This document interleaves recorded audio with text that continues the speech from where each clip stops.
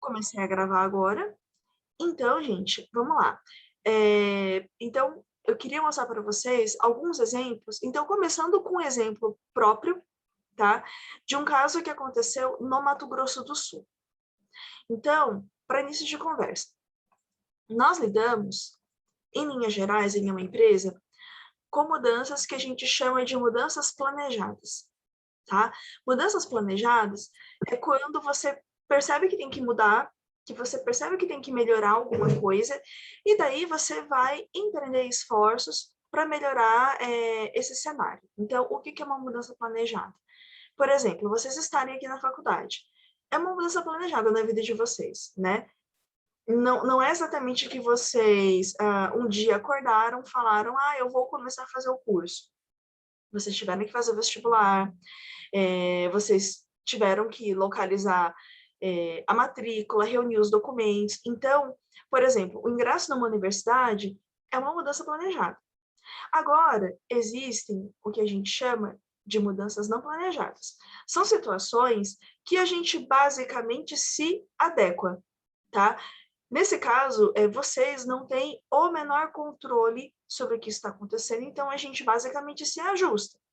Um exemplo de mudança não planejada, gente, o óbvio, que foi o que aconteceu com a gente agora, tá? Então, a gente está numa pandemia, ninguém previu que isso ia acontecer, absolutamente ninguém. Então, pessoas, sociedade, empresas tiveram que basicamente se ajustar, tá? Não tem muito o que fazer. Então, a gente, dada a possibilidade, a gente foi lá, a gente se organizou e a gente, de forma mais ou menos bem sucedida, a gente conseguiu se organizar. Até aí, sem novidades, tá? Mas existem estados, né? Existem nações mesmo que objetivaram tentar ter alguma ideia do que aconteceu no final das contas, tá? E aí, tem alguns casos que são relativamente curiosos, é por isso que está fazendo esses barulhinhos no fundo. Eu estou tentando baixar para vocês um exemplo que aconteceu na vida real, de os Estados Unidos tentarem, por exemplo, se precaver contra ataques zumbis. Tô falando sério. Israel também tinha planos parecidos. Peraí, deixa eu colocar para baixar o bichinho. E aí eu vou mostrar para vocês também um outro exemplo que aconteceu no Mato Grosso do Sul. E aí eu quero que vocês sigam um pouquinho, tá? Porque tudo que o pessoal previu que ia acontecer, no final das contas acabou acontecendo. Deixa eu compartilhar aqui a tela com vocês. Bom, o Mato Grosso do Sul, vocês sabem, né, é um estado da federação, e há alguns anos atrás, o governo do estado, mais ou menos no começo dos anos 2000, o estado queria saber se ele ia se tornar mais industrializado, se ele ia melhorar, se ele, enfim, se tornaria diferente de um estado essencialmente agrário, né? E aí aproveito para perguntar para vocês, algum de vocês conhece Mato Grosso do Sul, já esteve lá, tem algum parente que reside lá? Ou mesmo é de lá? Eu nasci lá, Ô, Thiago, de onde que você é? eu sou de Dourados. Nossa, eu conheço demais Dourados. Minha família toda, por parte de mãe, é de lá. O Antônio tá falando que a mãe dele, todo mundo do lado materno dele veio de lá. A gente me formei lá, né? O Antônio tá falando que também é de Dourados. É Dourados, gente, é uma cidade, é a segunda maior cidade do estado. Eu acho muito bacana. Mas alguém conhece o estado? A gente já esteve lá alguma vez? Já fez prova, prestou concurso, alguma coisa assim? Bom, estou imaginando que não. Mas, enfim, o estado inteiro, ele tem a população de 3 cidades do estado de Minas, tá? Se eu não me engano, você juntar a população de Belo Horizonte, Uberaba e Uberlândia da população do estado. É um estado que ele não é muito populoso, né? E também não é muito povoado. É um estado grande que tem um número relativamente pequeno de municípios. Mas o estado é essencialmente agrário, tá? Então, ou seja, o motor que motiva a economia ali da redondeza é essencialmente pecuária e também soja. Não é um estado muito industrializado.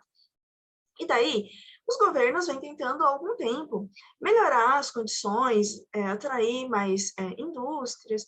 Então, no começo dos anos 2000, o pessoal criou o MS 2020, que foi uma tentativa de desenho de cenários. Cenários são iniciativas que governos costumam fazer para quê, gente? Para tentar prever futuro e para também tentar ajudar os investidores a verem, olha, esse estado no futuro vai fazer grandes coisas, então venham para cá, tá? Então, o grande intuito de você criar cenários é você ter fatores de atração.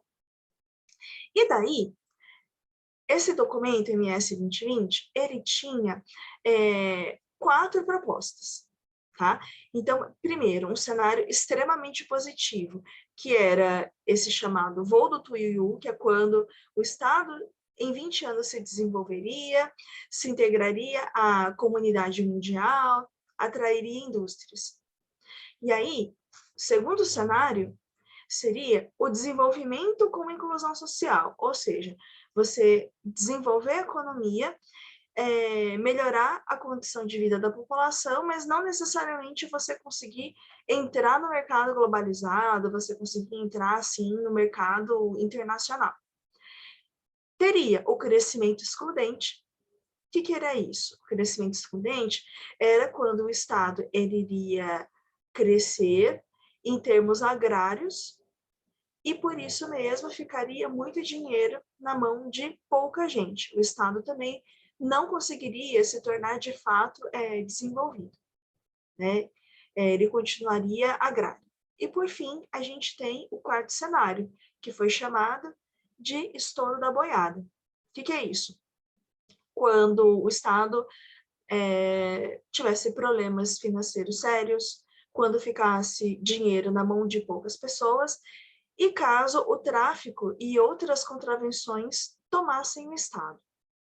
Aí eu vou contar, chegou a parte das fofocas. Eu estava junto desse momento do desenho desse cenário. Esse cenário foi feito pelo governo do estado em conjunto, né, com o SEBRAE e com a ONU. E nessa época eu fazia estágio no SEBRAE. Participei das discussões, o pessoal consultou empresários, investidores, fazendeiros, governo, consultou um monte de gente para fazer esses cenários, né? Não é assim, um dia a pessoa dá uma de Chico Xavier, baixa a cabeça e começa a escrever, né? Então, para você desenhar esses cenários, você vai colocar indicadores sociais, indicadores econômicos, e você vai dizer mais ou menos assim, olha, esse cenário positivo, indícios de que isso vai acontecer. É quando acontece isso. É mais ou menos o equivalente a quando, sei lá, você vai pedir alguém em casamento. Se você levou a pessoa para um restaurante tal, né, uma coisa meio surpresa, você tá meio nervoso, meio nervosa, você já tá ligado que, de repente, ou é para pedir para terminar o relacionamento, ou é para pedir para casar, né? Geralmente para pedir para casar. E idem para o pessoal, né, né, que desenhou esses cenários. Para cada cenário diferente, eles desenharam uma série de indicadores.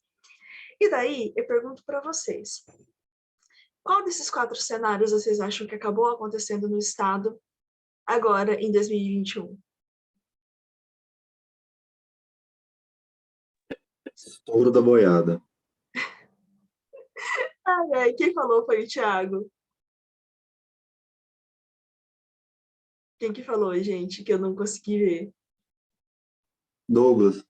O Douglas. Então, cara, inicialmente, a gente imaginava que fosse ser o crescimento excludente. Mas hoje, a gente tem um cenário perto da catástrofe, especialmente na fronteira, tá? Então, ali em Ponta Porã, uma cidade que faz divisa com o Paraguai. Então, sim, aconteceu o estouro da boiada. E daí, gente, o que aconteceu?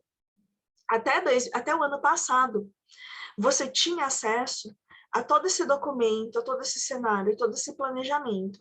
Então, gente curiosa que nem eu, vira e mexe, entrava no site, né, do governo para pegar esse documento, para falar, gente, olha só, gente, aconteceu exatamente igual o que estava lá no planejamento, mas assim, sem tirar nem pôr.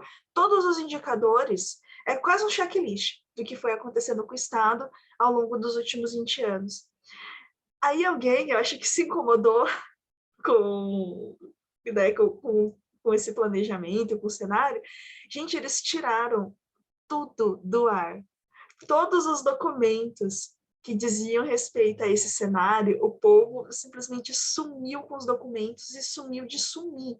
Então, hoje, só tem esses documentos, né? Eu tenho esse documento, o pessoal que estava diretamente envolvido, né? E também ele é só citado em outros documentos, mas você não acha mais esse MS 2020 para baixar em canto nenhum, o que é uma coisa bizarra, tá? Então, ou seja, oi. Tem um garoto mandou mensagem no celular falando que o Wi-Fi dele caiu, ele não tá conseguindo entrar de novo. E, tipo, ele já voltou o Wi-Fi dele, mas ele não tá conseguindo entrar. Não sei por quê, que não tá aparecendo ele aqui para mim, para eu colocar. Vou falar para ele tentar de novo. Eu vou mandar, deixa eu abrir aqui o WhatsApp, gente, porque daí é que eu até evito ficar olhando o WhatsApp, porque eu sou super, enfim, eu devo ter TDAH, porque eu me distraio com tudo. Mas eu vou mandar para ele o link aqui do nosso encontro, para ele poder entrar. Peraí. Deixa eu copiar. Falando nisso, gente, eu tô achando que a partir do ano que vem eu não vou usar o Zoom. Acho que eu vou começar a abrir no Google Meet, porque às vezes dá muito problema para a pessoa conseguir entrar.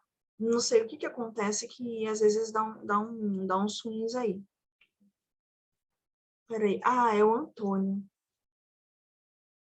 Uai, não sei por que aconteceu. Bom, eu mandei aí o endereço no WhatsApp e vamos torcer para ele conseguir entrar. Ó, agora ele apareceu. Eu acabei de colocar. Obrigada por avisar, viu? Mas, enfim, gente, essas coisas são muito malucas. Então, tem gente e tem estados, tem empresas que, em linhas gerais, eles fazem verdadeiras previsões, assim, que parecem coisa de evidente. Mas o que o pessoal faz, em linhas gerais? Faz análise de cenário. Então, você vai pegar indicadores econômicos, sociais, e você faz desenhos para tentar imaginar para onde o mundo está indo.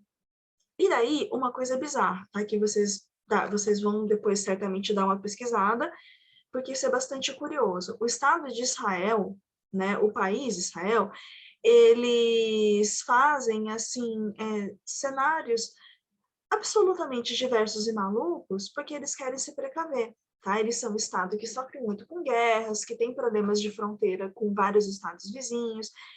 Então, Israel se prepara para tudo. Então, eu já ouvi histórias de que, até para a pandemia, agora que aconteceu, eles tinham mais ou menos um planejamento do que eles fariam para as coisas funcionarem, tá? E daí, só para a gente ver coisas diferentes, eu vou mostrar para vocês agora o que os Estados Unidos fazem em relação a desenho de cenários. Então, eles fizeram agora, recentemente, uma prospecção do que seria dos Estados Unidos caso existisse algum vírus que, em linhas gerais, tornasse as pessoas algo próximo de zumbis. Eu achei isso tão curioso que eu precisava mostrar para vocês. Eu vou parar a gravação, porque se eu subir depois esse vídeo no YouTube com trechos de outras coisas, vão derrubar o canal, e daí também eu vou me mutar e desligar a câmera. Só um segundinho. Ok, então, essas coisas assim, eu acho tão bizarras, cara, que são no mínimo curiosas. E, por exemplo, os russos, vocês, enfim, nós somos muito jovens para ter pego essa fase, mas já existiram situações, por exemplo, em que governos ficavam imaginando, por exemplo, o que seria do mundo caso existisse uma catástrofe, caso existisse inverno nuclear, no caso de conflitos nucleares, enfim. Há muitas pessoas que fazem basicamente isso, gente. Para quê? Para tentar imaginar o que vai ser daqui para frente, né? Então, não é exatamente uma novidade essa ação de você tentar, no mínimo, desenhar cenários, tá? Por que eu estou mostrando isso tudo para vocês? Porque futurólogos estão dizendo, já faz um tempo, que a gente vai começar a ter daqui para diante problemas sérios relacionados ao que a gente chama de desemprego estrutural, tá? O que é esse chamado desemprego estrutural? Em linhas gerais, gente, é um cenário em que porções significativas da população passam a não conseguir mais trabalho. O mundo muda e as pessoas não conseguem se colocar profissionalmente nele, tá? Algum de vocês já assistiu aquele filme Jogador Número 1? Deixa eu mostrar aqui o pôster. Quem falou? Deixa eu ver. O Pedro que falou. Quem mais já assistiu, gente? O Jonathan também já assistiu. Ítalo também. O Antônio também. O Caio também. O Gabriel também. O Álvaro também. Pedro, esse filme é super bacana. O Ian também, a Ludmilla também, a Vanessa também. Gente, esse filme, ele é bonitinho, tudo, só que ele é um pouco assustador. Sabe por quê? Porque o roteiro dele foi inspirado, né, em outros estudos que não veem, assim, um cenário muito próspero para boa parte da população mundial. Existem estudos que partem de um pressuposto, que governos que não investem em educação perdem espaço no mundo, tá? E o que eu estou querendo dizer com esse perde espaço no mundo? A gente está entrando em um mundo tão tecnológico, tão sofisticado em termos de emprego, em termos de ocupação, que quem não tem alguns saberes, essa pessoa fica de fora, a pessoa não consegue se colocar. E aí não basta ter só força de vontade. Você tem que ter conhecimentos, uma formação que ou você tem ou você está fora. E aí eu vou dar um exemplo para vocês que é muito triste, na verdade, tá? Quem aí já passou perto de uma usina de cana ou então de uma plantação de cana de açúcar? Vocês já passaram perto de uma usina ou então de uma fazenda? Douglas, neoliberalismo safado é que tira dinheiro de educação, é verdade. Então, vamos ver aqui. O Gustavo já passou, o Thiago, o Fagner, o Lucas, o Pedro, o Tomás, o Ian, o Antônio. Bom, eu vejo todos os dias, né? Eu estou na região de Ribeirão Preto. O que acontece com o setor de cana-de-açúcar e por que eu usei isso como exemplo? Porque, gente, poucos trabalhos são mais perigosos e degradantes para a saúde humana do que você cortar cana. É sério, gente. Então, para vocês terem uma ideia, o boia fria que vai cortar cana, ele trabalha das 5 da manhã até mais ou menos as 4 horas da tarde. Ele tem que cortar terrenos imensos de cana. Para você cortar a cana, antes, o canavial tem que ter passado por queima. Então, o pessoal coloca fogo no canavial. Por que eles fazem isso? Por que tem tanta queimada onde tem fazenda de cana? Porque o calor faz com que o açúcar se concentre muito dentro da cana. Então, por isso, é permitido, existem legislações que permitem que, de tempos em tempos, os canaviais sejam queimados. Então, o boia fria vai trabalhar com facão no meio da fuligem, no sol, respirando coisa queimada. Então, assim, é um trabalho muito degradante, tá? É um trabalho muito pesado. E assim, a pessoa que geralmente trabalha como boia fria, ela não tem instrução, ela não teve acesso a estudo, porque a pessoa, cara, ela realmente é tão sofrido o trabalho que a pessoa realmente, às vezes, não teve outra possibilidade. O triste, gente, é o seguinte, nem isso mais vai ter. E aí eu vou contar uma história para vocês que talvez vocês não saibam. O governo brasileiro, ele proíbe a importação de uma série de produtos, de uma série de máquinas, de uma série de tecnologias. Por que isso? Porque o governo sabe que a partir do momento que algumas tecnologias chegarem no Brasil, isso vai significar que esses cortadores de cana, por exemplo, não tenham mais espaço no mundo. Então, em 1970, foi desenvolvido na China uma colheitadeira de cana-de-açúcar. Então, essa colheitadeira, ela com tranquilidade, toma vaga de pelo menos 100 pessoas. Porque trabalha de manhã, de tarde e de noite. Você solta lá e a colheitadeira faz o trabalho dela, tá? É mais ou menos parecida com aquela colheitadeira que, por exemplo, coleta soja. Vocês já devem ter visto na televisão, mas já viram ao vivo. O governo brasileiro proibiu a importação dessa máquina até mais ou menos 2010, tá?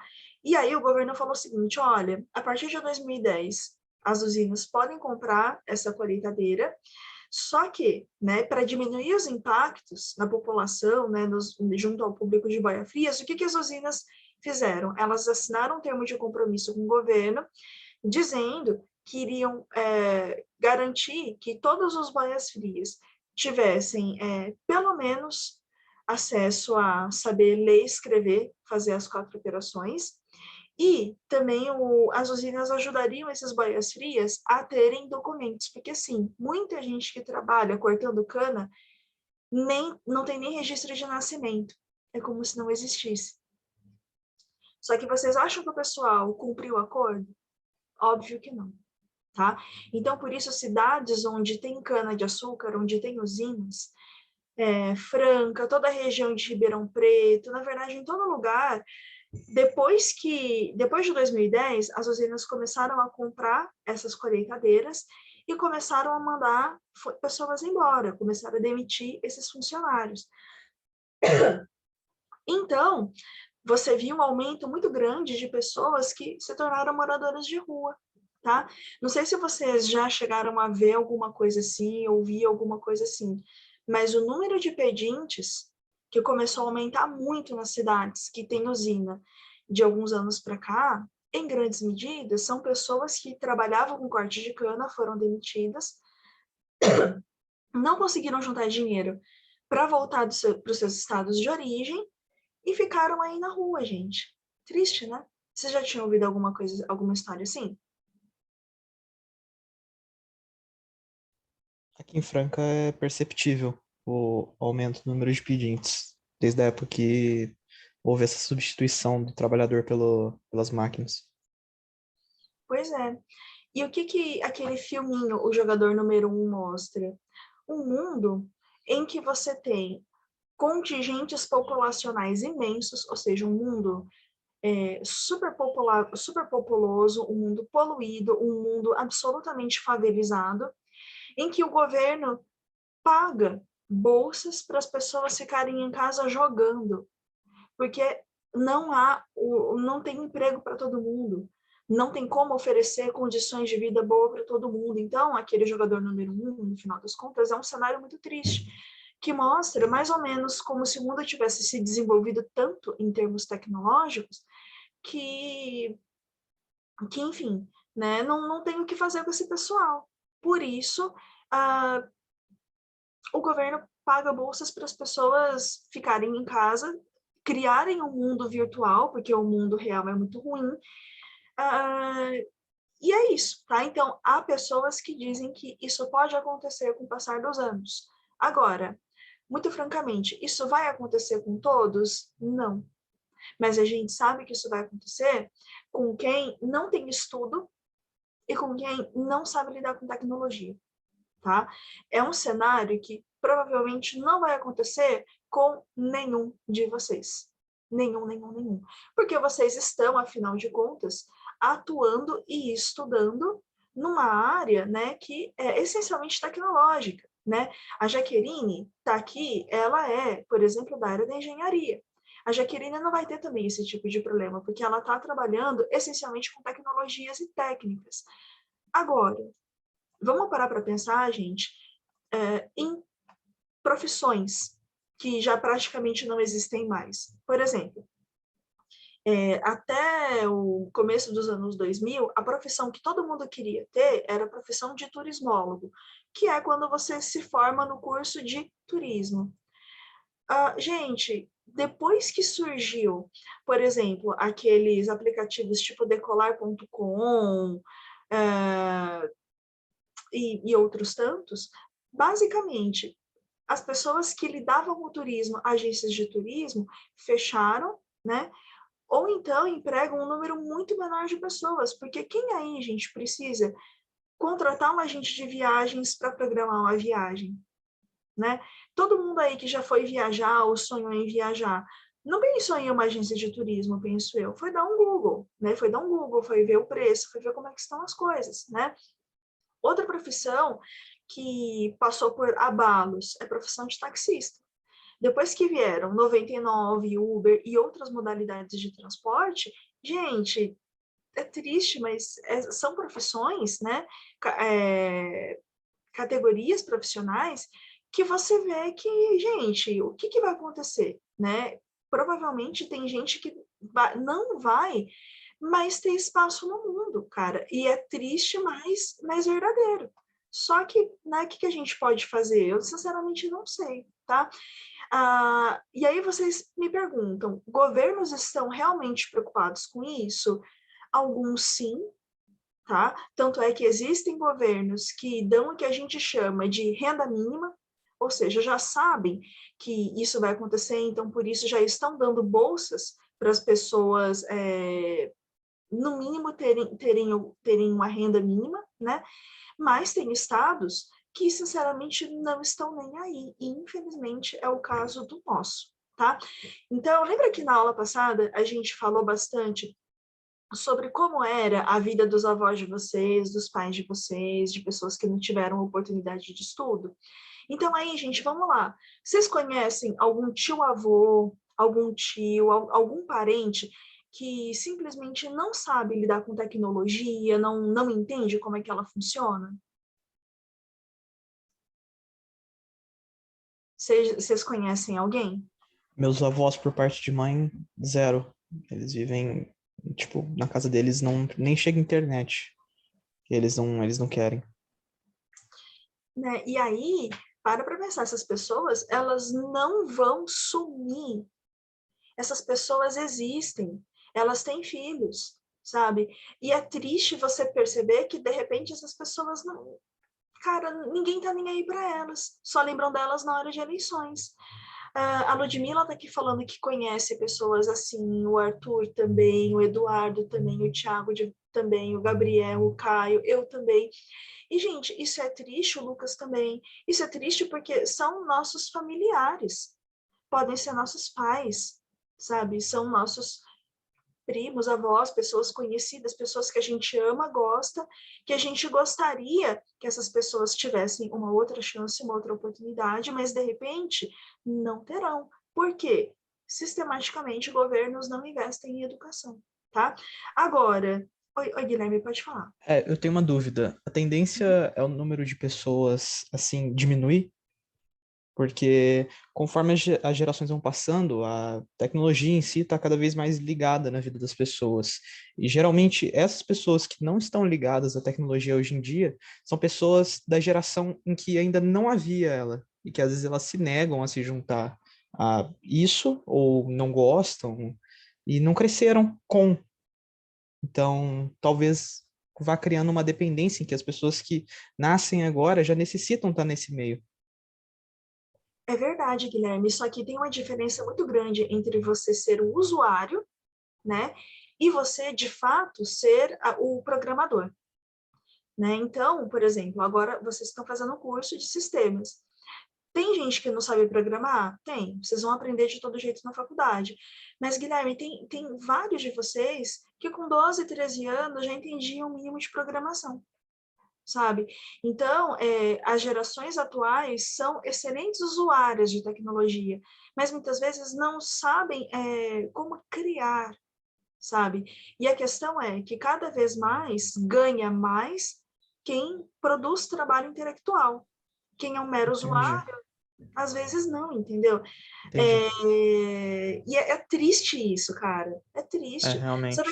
sabe aquela história, Guilherme, da pessoa que, por exemplo, ela é uma usuária hard do TikTok, do Instagram, mas ela não poderia trabalhar com isso. Ela fica por isso mesmo, pelo TikTok, pelo Instagram. Fica por isso. Fica por isso.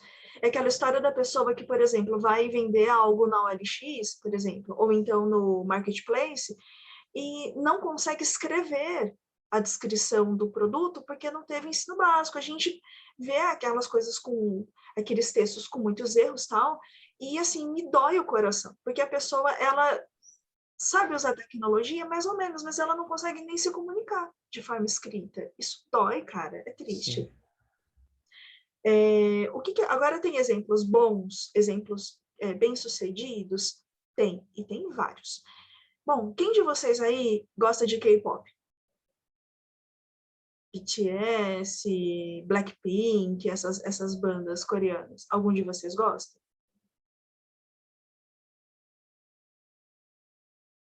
Ou Ney? Não é muito tinho, o Tomás gosta de K-pop. Eu até que gosto bastante. O Caio gosta também. Eu acho uma gracinha. O Matheus também gosta. A Vanessa gosta de Blackpink. O Antônio não gosta. Ah, gente, eu gosto, cara. Eu gosto. Tem algumas músicas que são boas, tem algumas músicas que são realmente boas. Tem. Eu acho o figurino, especialmente o figurino dos K-popers maravilhoso, sabe? O Antônio tá falando que na praia dele, o Jonathan tá aqui rindo, o Caio tá aqui zoando o Tomás, a Ludmilla tá rindo, o Douglas está musicalmente preso ao século passado, o Douglas eu também, tá? Meu gosto musical anos 80 total. O Ian tá rindo também, o Jerônimo, o Luiz Otávio tá falando que tem algumas coisas legais, o Tomás tá falando que eu vi antes de saber o nome, o Pedro tá zoando que é o pagode japonês, cara, O Ian tá junto com o Douglas, eu também, tá? A gente vai ter a oportunidade de falar um pouco sobre gostos musicais. Eu devo dizer que os meus são um pouco exóticos também. O Caio prefere clássicas antigas, a Emília do pagode. Rapaz, o Emília é aquele que cresceu escutando El Chan e fica felizão toda vez que escuta Raça Negra, que aliás é muito legal. O Tomás está aqui falando um pouco, Raul Seixas, o Pedro está falando que gosta do Raul Seixas, o Tomás não gosta de axé, de funk, nem de sertanejo, nem de pagode. Gente, eu gosto de ópera, então, sei lá, eu não conheço muita gente que gosta de ópera. Meus vizinhos devem me odiar, cara, na boa, nenhum deles me cumprimenta. Mas enfim, por que eu tô falando de músicas? E por que eu falei da Coreia? Gente, e se eu falasse para vocês que até os anos 1980 a Coreia era pobre de maré de si, mas era pobre, assim, tipo, era miserável. Vocês não vão acreditar, tá? Mas a Coreia, ela era mega miserável, mega miserável. Tipo, padrão Paraguai, fazendo uma comparação ruim, porque, cara, dá até dó do pessoal do Paraguai. Enfim, o que aconteceu lá na Coreia que fez com que tudo mudasse, né? Douglas, a Coreia, ela foi invadida pelo Japão, e os japoneses, gente, eles fizeram monstruosidades na Segunda Guerra Mundial, sabe? Quando eu escuto as pessoas falando, que japonês é povo bom, povo trabalhador, eu fico pensando, galera, porque vocês não conhecem. Gente, a japonesada, especialmente o povo mais antigo, era louca, e cara, era doida varrida. E, gente, eu sou descendente, eu tô falando com conhecimento de causa. O povo era loucaço, loucaço, loucaço. Não sei se o Ian concorda com isso, eu não sei se o Gustavo concorda com isso, mas o pessoal de antigamente, a japonesada, misericórdia, cara, era louca com força. Bom, e aí, o que aconteceu com a Coreia? Nos anos 80, entrou no poder um governo que foi muito sensato, né? O governo falou assim, enquanto a gente não investir em educação, vamos continuar nessa meleca, tá? E nos anos 80, no Japão, na Coreia, tinha um contingente de pessoas analfabetas, com pouca instrução, assim, enorme. Então, o que o governo falou? Não vai adiantar a gente ficar investindo em universidade, em centro técnico, porque as pessoas não sabem nem ler nem escrever. Então, o que o governo fez? O governo criou um plano de 20 anos de investimento em educação básica. O que é educação básica, gente? É o primário, até mais ou menos a 8ª série. Então, criou um programa para dar ensino básico e técnico, ou seja, a pessoa saber ler, escrever, entender de história e entender um pouco de tecnologia, tá? E fez isso de forma consistente e de forma bem-sucedida durante 20 anos. Depois que o governo tinha pessoas com uma geração de pessoas com uma boa formação básica e com entendimento de tecnologia, o que o governo fez? Legal, conseguimos, então agora a gente vai começar a investir em faculdade e vamos colocar todo mundo que quiser na faculdade. Então, sem surpresa nenhuma, o que aconteceu agora de 2010 para cá? A Coreia não para de crescer. A Coreia está bombando, tá? A Coreia tem produtos de tecnologia, a Samsung é coreana, né? Não esqueçamos disso. Criou produtos culturais, por exemplo, o BTS. Gente, esses K-popers, eles têm investimento estatal, sabe? Não é à toa que eles se tornaram tão famosos. Investiram em tendências como, por exemplo, cuidado estético, cuidado com pele, né? Todo esse boom do skincare, de cuidado protetor solar, não sei o que, na verdade, começou na Coreia. Então, a Coreia se preparou para o crescimento, tá? Só que isso foi um projeto, gente, de 30 anos, que começou nos anos 80, tá? A Coreia foi bombar para valer em 2010, né? Então, o que governos precisam fazer para tentar evitar que a população fique à margem? Investir em educação, não tem jeito, tá? Não tem jeito mesmo. Aqui no chat, o Ian está falando, né, que os japoneses agora se redimiram. Assim, Ian, em termos, tem muitas coisas na sociedade japonesa que, assim, são coisas absolutamente malucas. Daqui a pouco eu comento com vocês um pouco mais. Então, assim, é que eu só fico um pouco incomodada de ver pessoas achando que japonês é tudo santo e não é, tá? Eu, pelo menos, sei lá, conheço muita gente maluca. Ian, meus 2 avós eram de lá, né? Meus 2 avós eram pessoas maravilhosas. Da parte dos meus avós, eu não posso falar isso, sabe? Mas, nossa, também tem, assim como em qualquer sociedade, tem gente que é muito legal e tem gente que não é, né? O Douglas está aqui comentando que Seul é uma das promessas do futuro, de fato é, né? E está sendo, assim, um centro de desenvolvimento tecnológico absurdo, né? E a cultura japonesa é muito diferente. Então, por exemplo, algum de vocês tem algum irmão, algum parente deficiente, né? Seja deficiência mental ou, de repente, deficiência auditiva, visual. Acho que todos vocês têm ou conhecem alguém que tem alguma deficiência, né? Então, uma coisa que se pratica, por exemplo, na sociedade japonesa, que eu acho bizarro, por exemplo, vamos supor que vocês tenham algum familiar de vocês tivesse Down.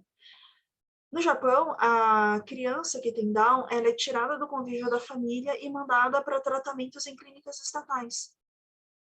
Vamos supor, por exemplo, que alguém aí tem depressão, né? Também imaginemos que algum de nós, agora com a pandemia, teve depressão. No Japão não existe essa coisa de você tratar, de você ir para um psicólogo.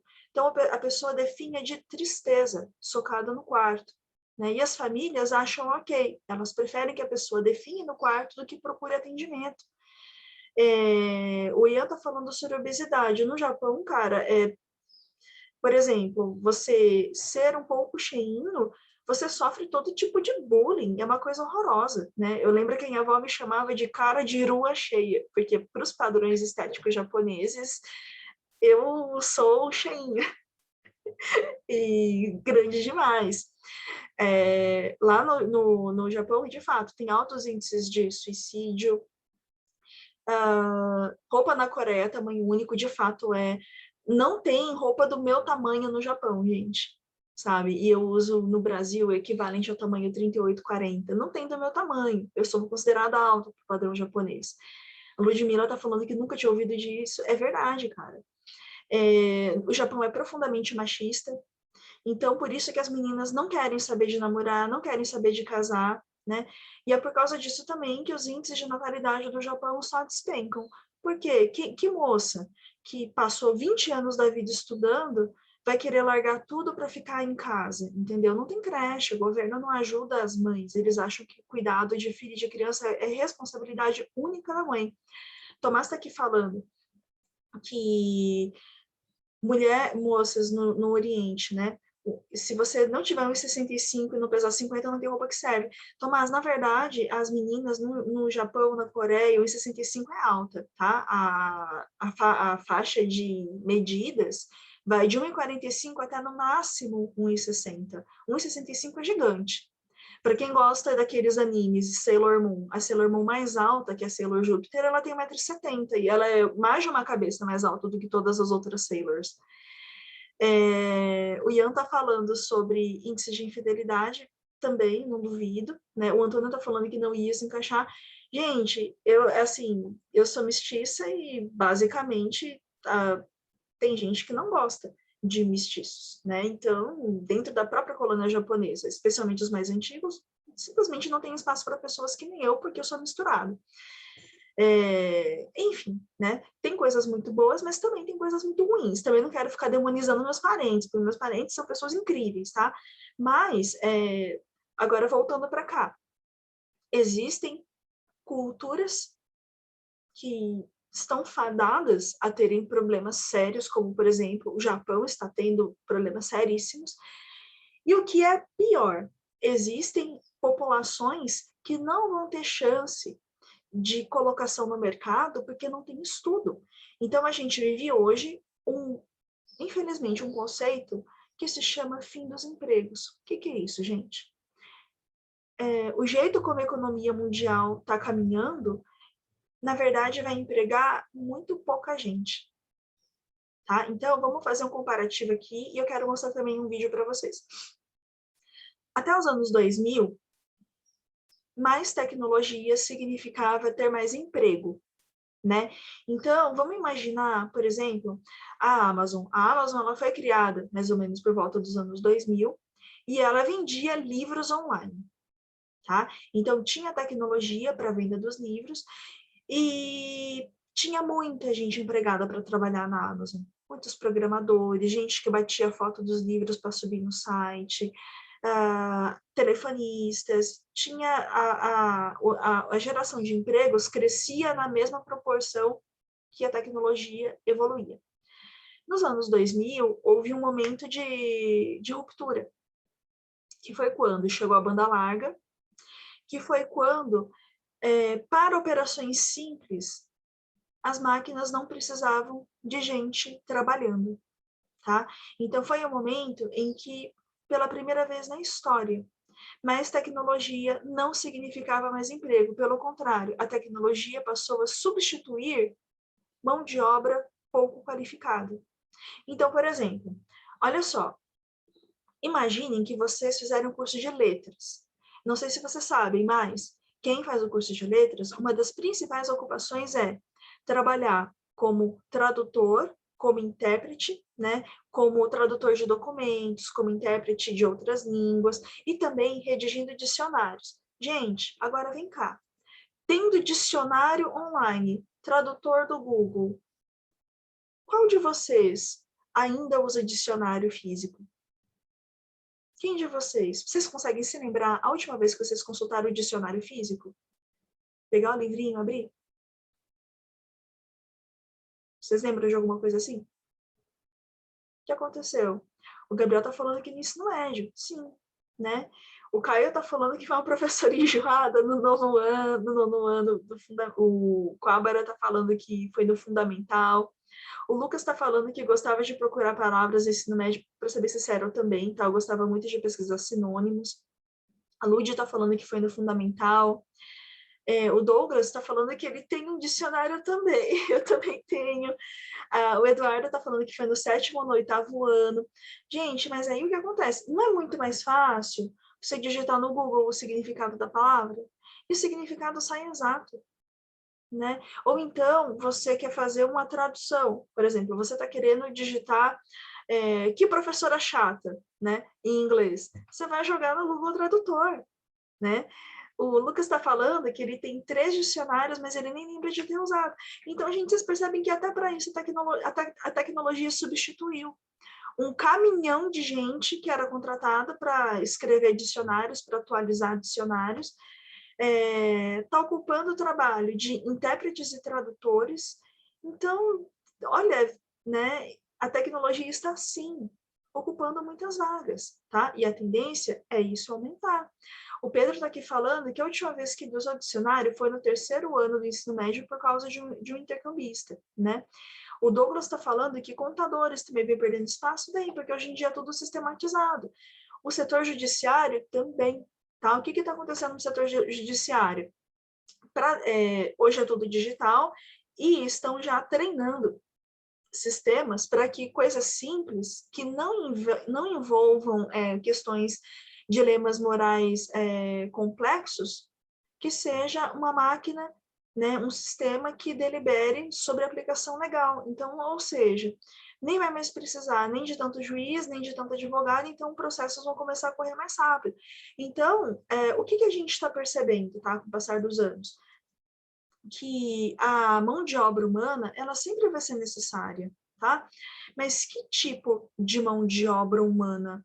Especialmente aquela que você precisa de complexidade de pensamento, que você precisa de emoção, que você precisa de capacidade de julgamento moral, que máquinas não têm, né? Então, cara, trabalhos simples, a tendência é que eles vão sumir, tá? Eles vão sumir, acabou. Então, agora, uma coisa que eu sugiro para todos vocês, tá? De verdade, cara, todo mundo aí estuda tecnologia, lida com tecnologia, fica mais ou menos de olho nesses 2 carinhas aqui. Eles trabalham no Massachusetts Institute of Technology e eles são futurólogos, tá? Então, eles são engenheiros, trabalham na área de tecnologia, mas o que eles mais fazem, tá? É monitorar sociedades e tendências para ver como é que o futuro vai ser daqui para frente. E eles dizem coisas muito precisas, né? O Antônio está falando do nome difícil. Cara, esse primeiro nome eu chamo de Eric e Andrew, porque esse segundo nome eu não arrisco. Tá? Deve ser islandês ou sueco, sei lá Deus qual é o nome desse cara. E tem um videozinho que eu sugeri que vocês assistissem, que é muito legal, tá? Esse vídeo, em linhas gerais, ele vai falar sobre o fato de que robôs tomam postos de trabalho não especializado, que não demandem força criativa, tá? Agora, isso vai acontecer com vocês que estão aqui? Não, não vai. Tá? Porque vocês, em linhas gerais, estão lidando com tecnologias e vocês vão aprender a desenvolvê-las, né? Agora eu quero mostrar para vocês, gente, um documentário que eu acho tudo de bom, tá? Tudo de bom mesmo. E eu queria que vocês vissem como também não é uma sentença de morte para a humanidade, essa questão de você ter mais tecnologia. Então, por exemplo, há muito tempo se fala que não vai mais ter como que chama? Não vai mais ter... Como que chama aquilo, meu Deus do céu? Não vai mais ter motorista, né? Que vai ser tudo daqui para frente mecanizado, vai ser ônibus, não vai ter mais motorista humano. A gente vai ver agora um videozinho que mostra que na real não vai ser assim, não. Tá? Vai continuar tendo motorista, porque a atividade de motorista precisa de uma mão de obra um pouco mais sofisticada. Eu vou pausar aqui, gente, a gravação, para poder mostrar para vocês um trechinho de um documentário do YouTube falando sobre tecnologia. Pessoal, voltei, né? Para quem tem curiosidade, esse é um documentário de 6 episódios do YouTube, que é apresentado pelo Robert Downey Jr., aquele cara que faz o Homem de Ferro. E é muito legal, porque eles falam, gente, dessa questão toda de tecnologia e de inteligência artificial. Eu vou mostrar aqui para vocês a telinha dos episódios, que fala sobre diversas coisas, até em savana. Peraí, Pedro, eu vou mandar para vocês o link aqui, tá? E também eu vou mostrar a telinha. Então, esse aqui são 9 vídeos, perdão. Age of AI, né? Tem vários episódios falando sobre as diferentes utilizações da inteligência artificial. E é show, gente. É um documentário super show. Para quem não sabe, o YouTube também faz tem umas produções maravilhosas, a gente fala pouco a respeito, mas é muito legal, tá? Especialmente esse, eu acho que vocês vão gostar, porque ele também ajuda a gente a desmistificar algumas coisas. Então, por exemplo, quem seja super catastrofista, tipo, daqui a pouco não vai ter mais mão de obra humana para nada, que vai ser que nem a Matrix. Assim, gente, na realidade, a espécie humana, ela foi feita para fazer coisas divertidas, instrutivas, criativas, com senso moral e com senso ético. E, de fato... A sua voz e câmera travou. Peraí. Voltou, gente?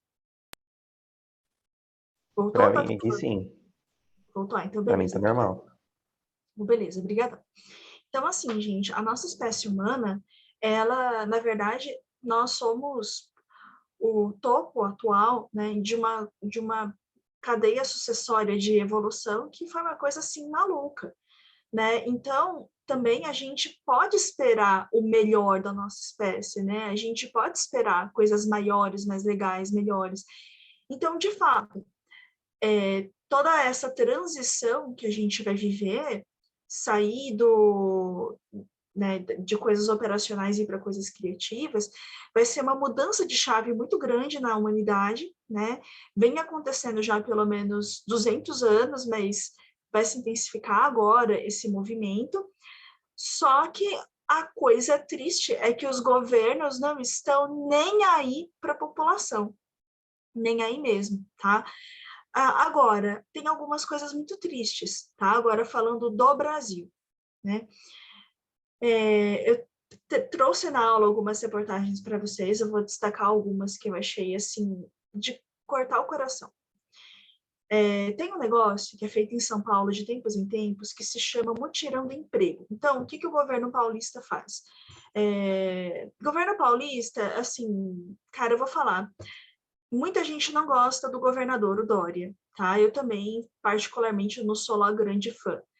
Só que uma coisa que ele fez, que é boa, né? Porque, sei lá, até relógio parado tá certo 2 vezes ao dia. Uma coisa bacana que ele fez é que ele aumentou os contatos do governo com empresários e ele ajudou a organizar esse chamado mutirão de emprego. O que é isso? As empresas grandes do estado se reuniram, né, em um pavilhão e divulgaram vagas que eles tinham de trabalho disponíveis para a população. Tá. Um desses grupos que foi divulgar as vagas de trabalho foi o Pão de Açúcar. Então, o Pão de Açúcar, ele estava procurando 2.000 trabalhadores em diversas vagas, né? Atendente de caixa, estoquista, gente para trabalhar no call center. Dessas 2.000 vagas divulgadas no evento, ele até aprovou 700 candidatos, mas que realmente tinham condição de trabalhar 32. E aí vocês vão falar, nossa, mentira, mas será que é tão difícil assim o teste? Gente, pior é que não é. Os testes que eram oferecidos aos candidatos era soma, divisão, multiplicação, e também não era, assim, contas absolutamente difíceis. E por que é importante saber ter esse conhecimento matemático? Porque você tem que ter noção de grandezas. Então, você está trabalhando no caixa. Por mais que tenha a maquininha que calcula o troco, você tem que ter uma noção do quanto uma nota de 50 é maior do que uma nota de 100, entendeu? Então, noção de grandezas é importante para você conseguir exercer seu ofício como operador de caixa, né? E, infelizmente, de 700 pessoas, só 32 conseguiram, até o momento dessa reportagem, passar nos testes e estar realmente trabalhando, tá? No Brasil, a gente tem 3 de cada 10 pessoas que são analfabetas funcionais. Um analfabeto funcional, gente, aquela pessoa, ela não é burra. Então, primeiro ponto, ela não é burra. Mas por dificuldades no processo educacional, por ter tido acesso a uma educação ruim, essa pessoa lê, mas ela não entende o que está lendo, sabe? Então, ela sabe ler, mas ela não entende. E a pessoa, ela é inteligente, ela é curiosa, ela é criativa, ela tem boas ideias, mas a pessoa não consegue escrever aquilo que está na cabeça dela. Ela tem muita dificuldade de transpor para o papel, né? Isso é o que a gente chama de analfabetismo funcional. E aí, o dado triste. Quase 40% das pessoas que estão na faculdade não sabem ler e escrever de forma plena, tá? Então, existe aí 4 em cada 10 pessoas que estão na faculdade, tanto pública quanto privada, que tem dificuldade de ler e escrever de forma plena porque teve um ensino básico deficitário, tá? Agora, isso significa que essas pessoas estão perdidas, que essas pessoas não têm chance nenhuma? Na verdade, não, gente. Essa questão de ler e de escrever é uma habilidade, né? O que eu quero dizer com habilidade? Habilidade é algo que a gente constrói.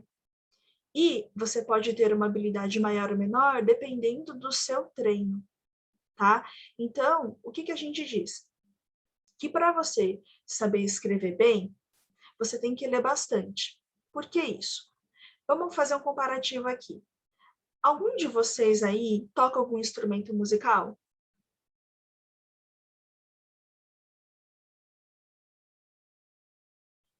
O Douglas Sim. toca. O que vocês tocam, gente? Bateria. Jonathan, olha, eu sempre quis. Jonathan toca bateria.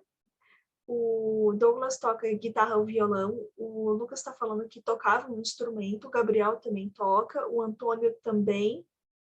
Tomás também. O Douglas tinha comentado. O Pedro toca piano. Eu também toco, mal, mas toco. O Carlos também toca um pouco, né? E por que eu estou perguntando essa questão de instrumento musical? Você tocar um instrumento musical é uma habilidade. Qualquer pessoa pode tocar violão, pode tocar piano, pode tocar bateria, tá? Algumas pessoas vão ser melhores, outras vão ser piores, certamente, mas todo mundo pode, não vamos nem entrar no mérito de ser bom, porque, de verdade, gente, eu toco muito mal piano, muito mal mesmo. Mas a gente pode aprender, e a gente pode se tornar bom, medianamente bom, conforme a gente vai treinando. E agora, vamos pensar em músicos famosos, né? Então, deixa eu pensar em um pianista. Não vamos pensar em alguém que toque bem um instrumento. Ah, lembrei de um exemplo bom. Tem aquele cantor, o Michel Teló, tá? Vocês vão falar, me tinha doida falando do Michel Teló. Então, por que eu tô falando do Michel Teló? Porque um bom músico, a pessoa que lida bem com o instrumento, ela toca de tudo. O cara, o Michel Teló, ele toca, sei lá, música sertaneja. Mas ele é um cara muito bom no violão. Ele toca de tudo. Toca Metallica, toca música popular brasileira, toca música romântica internacional. Ele é um cara que constantemente está treinando diferentes estilos musicais, porque é um bom músico, até para tocar coisas simples, ele tem que ter o que a gente chama de repertório, né? E nós todos, para a gente saber escrever bem ou minimamente bem, a gente tem que ter repertório, ou seja, a gente tem que conhecer como se fossem diferentes estilos musicais, né? E diferentes livros, diferentes leituras constroem esse repertório, né? Então, por que eu estou trazendo essas notícias para vocês? Porque muitas pessoas entram em desespero quando entram na faculdade. Porque, enfim, eu tenho dificuldade, eu não vou conseguir, esse curso é muito difícil, terei problemas. Mas o ponto é que, assim como toda habilidade, você pode sim ser melhor ou pior, mas o que você não pode fazer é nem pelo menos tentar, tá? É aquilo que eu comentei na aula passada com vocês. De repente, o curso que vocês estão fazendo é difícil? Mas às vezes é melhor você ir fazendo devagar e sempre, de repente pegando um número menor de disciplinas por semestre do que largar. E por que eu estou falando isso tudo para vocês, gente? Porque, em termos práticos, todos vocês aqui têm grandes chances de fazerem grandes coisas no mercado e pela carreira de vocês, tá? Desde que vocês não se abandonem, tá? Agora, falando em termos práticos de empreendedorismo. Então, tanto a aula passada quanto essa, o meu objetivo era mostrar para vocês que empreendedorismo, na verdade, não é montar uma empresa, tá? Empreendedorismo não vai ser uma pessoa, uma professora ou alguém que vai ser coach, que vai virar para vocês e falar assim, acorda cedo, toma suco verde, anda de bicicleta, que a sua vida vai melhorar. Ou, sei lá, leia um livro, segredo, ou não sei o que lá, quânticos. Tipo, gente, por favor, nem me fala essas coisas que me dá raiva. Te juro. Aqui a gente vai tratar o empreendedorismo como, na verdade, uma atitude pessoal que você vai ter para tentar mudar o seu ambiente para a sua vida, né? Então, o Douglas está aqui rindo sobre charlatões modernos, é verdade, tá? E, por favor, gente, essa história toda de terapia quântica, bicho, cara, eu escutou alguém falar essas melecas, corre, porque não... eu não vou nem entrar no mérito disso, porque me deixa doente. As pessoas, às vezes, quando eu falo que eu dou aula de empreendedorismo, as pessoas já ficam, assim, um pouco surtadas, tipo, que realmente a pessoa tem que ser dona do próprio destino, comprar uma bicicleta e sair fazendo coisa. Tipo, gente, não é assim, tá? O ponto central da nossa conversa é: empreendedorismo é uma atitude pessoal que você toma, montando uma empresa, estudando, fazendo aquilo que você julgar necessário para aumentar a probabilidade de sucesso, tá? E por sucesso, leia-se, algo que você deseje, algo que você sonhe, tá? Eu não estou falando em termos financeiros, tá? E o Douglas está hoje tem o mesmo pensamento a respeito. Pois é. E assim, gente, então, algumas coisas que vocês talvez esperem ver no curso, vocês vão ver. Por exemplo, a gente vai falar de estratégia, a gente vai falar de empresas, a gente vai falar de exemplos de empresários, mas eu nunca vou ficar, primeiro, falando como se o objetivo último de todos vocês fosse montar um empreendimento, porque é uma loja, porque não necessariamente vai ser. E segundo, eu também não vou ser aquela pessoa tonta que vai ficar, vá lá, espere, trabalhe que você vai conseguir, porque a gente também vai ver que tem uma diferença enorme entre você ser empreendedorismo e você ter que empreender para não morrer de fome, tá? Então, aqui no Brasil, a gente fala atualmente sobre empreendedorismo com um viés muito esquisito, sabe? Você tratar a pessoa, por exemplo, que está trabalhando com Uber ou que está trabalhando com Rappi, como se essa pessoa fosse uma empreendedora e, na verdade, a pessoa ela não está naquela posição porque ela quis. Ou ela faz isso ou ela morre de fome. E isso não é empreendedorismo e nem nunca foi, tá? Deixa eu pegar um livro para mostrar para vocês que é super bacana, né? Ou então, Vender Bolo em Pod. Assim, é aquela história. Uma coisa é você abrir um negócio, ter uma ideia, porque você, como ser humano criativo e pleno de capacidades, você teve uma ideia legal, tá? E aí você decidiu explorar e você eventualmente vai ganhar dinheiro com isso. Uma coisa completamente diferente é quando você não tem trabalho, quando você não tem oportunidade, quando você não tem estudo, e ou você vai fazer isso ou você vai morrer de fome. Isso não é empreendedorismo nem aqui, nem em lugar nenhum, tá? E as pessoas muitas vezes falam como se fosse, não é, tá? Deixa eu mostrar um livro para vocês que eu tinha separado. Espera um pouquinho, gente. Deixa eu afastar cenário. Rapidão, peraí.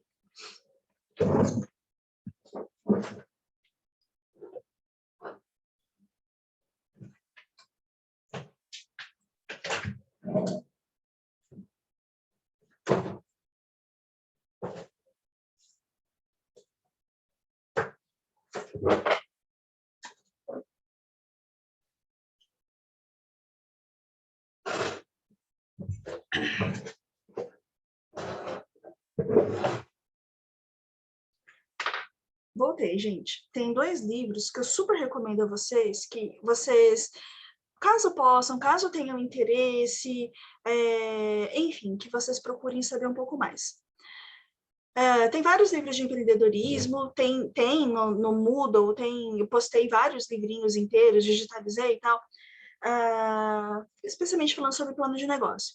Mas um livro que fala sobre a realidade do empreendedorismo no Brasil, que é um livro novo, bastante atual e um pouco cínico, até por isso eu gosto dele, é esse livro aqui. Ele se chama Esse Livro Não Vai Te Deixar Rico.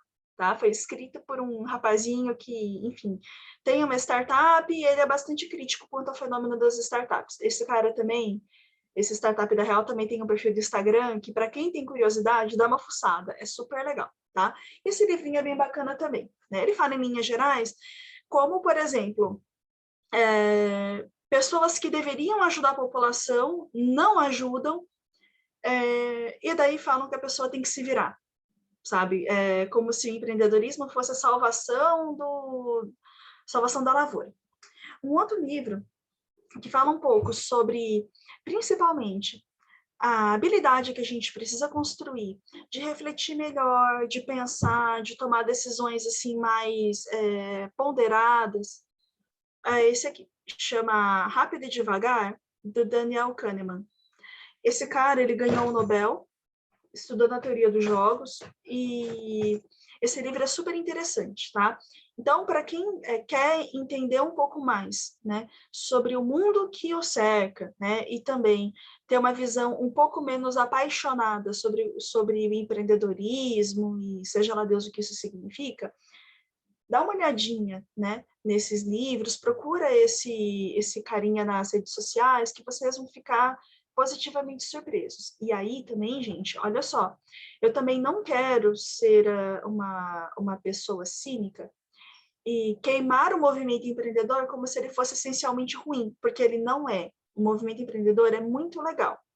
O que é muito ruim é o tanto de gente picareta que faz com que pessoas se sintam mal por não conseguirem X ou não conseguir Y, né? Então, eu quero, mais ou menos, dentro das minhas possibilidades, desmistificar alguns conceitos e passar, mais ou menos, dados mais objetivos e mais pragmáticos da realidade que está nos cercando. Tudo bem, meninos? Tudo certo? Alguma dúvida, algum problema? Tá tudo bem?